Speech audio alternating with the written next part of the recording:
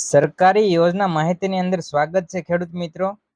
આપણે દરરોજના દરરોજ સરકારી યોજના વિશેની માહિતી એક એક વિડીયોના માધ્યમથી આપીએ છીએ. તો એક ખેડૂત મિત્રોની આપણામાં કોમેન્ટ હતી કે ટપક સિંચાઈ પદ્ધતિ એટલે કે ડ્રીપ ઇરિગેશન વિશેની માહિતી આપો.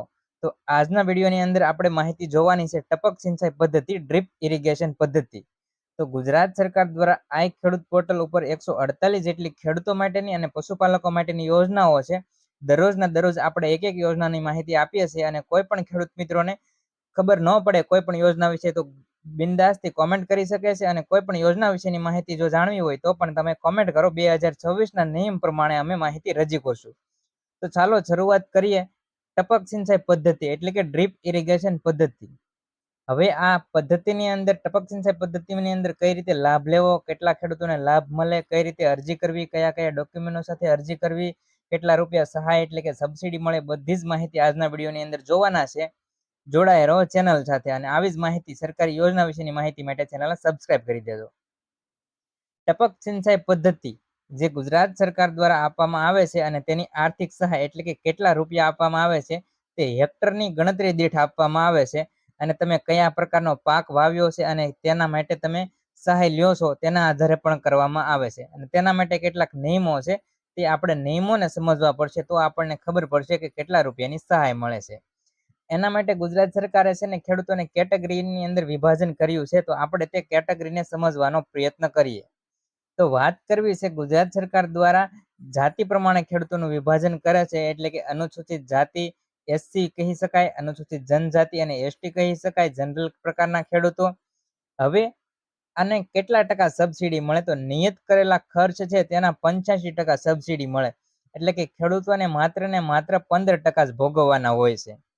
હવે નાના અને શ્રીમંત ખેડૂતો એટલે કે 2 હેક્ટર સુધીની જમીન ધરાવતા હોય અને તેઓ ખેડૂત જો ટપક સિંચાઈ પદ્ધતિમાં અરજી કરે તો તેઓ જેટલો ખર્ચ કરે છે એને 70% તેમને ભરવાના હોય છે અને 30% ખેડૂતો ભરવાના હોય છે.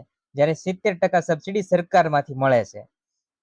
હવે વાત કરવી છે સામાન્ય જ્ઞાતિના ખેડૂતો એટલે કે મોટા ખેડૂતો જે 2 હેક્ટરથી વધુ જમીન ધરાવતા હોય અને તેવા ખેડૂતો જો ટપક સિંચાઈ પદ્ધતિમાં અરજી કરે તો તેમને 60% સબસિડી મળે છે. જ્યારે 40% તેમને ઘરના ભરવાના હોય છે. હવે વાત કરવી છે ઘણા ખેડૂત મિત્રોને આ ટકાવારીની અંદર ન ખબર પડી હોય તો આપણે કેટલા રૂપિયાની અંદર સહાય મળે તે પણ આપણે જાણી લઈશું. હેક્ટર દીઠ અંદાજિત કેટલા રૂપિયાની સહાય મળે છે તેના વિશે આપણે સમજ મેળવી લઈએ. હવે તેની વાત કરવામાં આવે તો પાકોના વિતરણ પ્રમાણે સહાય મળે છે. અને આપણે ઉદાહરણ તરીકે પણ સમજવું પડશે જેથી કરીને આપણા તમામ ખેડૂત મિત્રો સમજી શકે. માની લો કે કોઈ પણ ખેડૂત મિત્રો કપાસ, એરંડા, મગફળી જેવા બાગાયતી પાકોની ખેતી કરે છે. તો તેવા બાગાયતો ખેતીના પાકો માટે હેક્ટર દીઠ સરકાર માન્ય ખર્ચ અને તેના પર મળતા અંદાજિત રૂપિયા આપે છે. હવે કેટલા રૂપિયા આપે છે અને કયા પાકો માટે કેટલા રૂપિયાની સહાય આપે છે તે આપણે સમજવું પડશે. તો વાત કરવી છે ઈ વાઇડ સ્પેસિંગ પાકો. હવે મોટા અંતરના પાકો જેમ કે આંબા છે, લીંબુ છે, ચીકુ છે અને તેમાં તમારે ટપક પદ્ધતિની જરૂર છે. આંબાની વાડી હોય, લીંબુ હોય કે ચીકુની વાડી હોય, આ જે મોટા અંતર પાકો છે તેની અંદર તમારે ટપક પદ્ધતિ પાથરવી હોય તો ઘણા ઓછી ટપક પદ્ધતિની જરૂર પડતી હોય. તો તેની અંદર સરકાર માન્ય અંદાજિત ખર્ચના 40,000 થી 50,000 જ હેક્ટર દીઠ સહાય આપે છે. એક હેક્ટર દીઠ 40,000 થી 50,000 રૂપિયાની સહાય મળે છે. હવે એને આપણે રૂપિયાની રીતે ગણતરી કરીએ તો નાના ખેડૂતો હોય છે તેને 70% મળે એટલે કે અંદાજે 28,000 કે 35,000 રૂપિયાની સહાય મળે. હવે મોટા ખેડૂત હોય તો તેમને 60,000ની સહાય મળે એટલે કે 24,000 થી 30,000ની સહાય મળે. અને એસસી અને એસટી વિભાગના ખેડૂત હોય તો તેમને 85% સબસિડી મળે એટલે કે 34,000 થી લઈને 42,000 સુધીની સબસિડી મળે.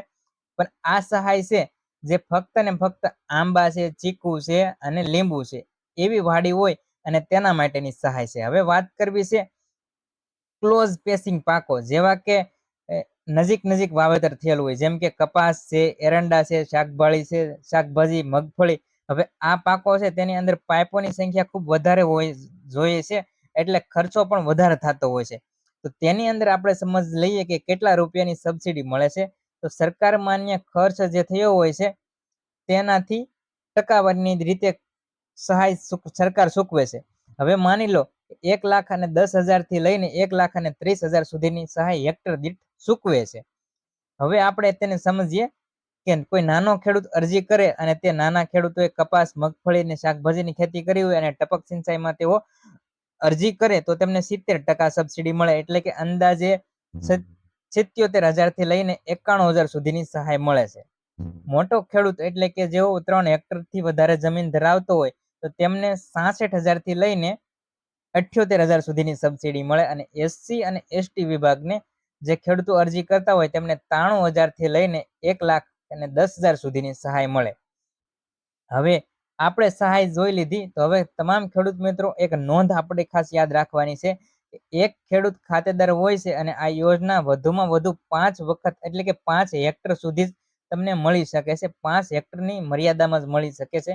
કોઈ પણ ખેડૂત હોય તેમને 5 હેક્ટરથી વધારે જમીન હોય તો તેમને 5 હેક્ટર સુધીની અંદર જ ટપક સિંચાઈ પદ્ધતિની સહાય મળે છે. વધારે પ્રકારની સહાય સરકાર દ્વારા ચૂકવવામાં આવતી નથી. હવે વાત કરવી છે કે ટપક સિંચાઈ પદ્ધતિની અંદર અરજી કઈ રીતે કરવી, કયા કયા ડોક્યુમેન્ટોની જરૂર પડે છે અને કઈ રીતે ખેડૂતોના ખાતામાં પૈસા આવે છે એટલે કે સબસિડી જમા થાય છે.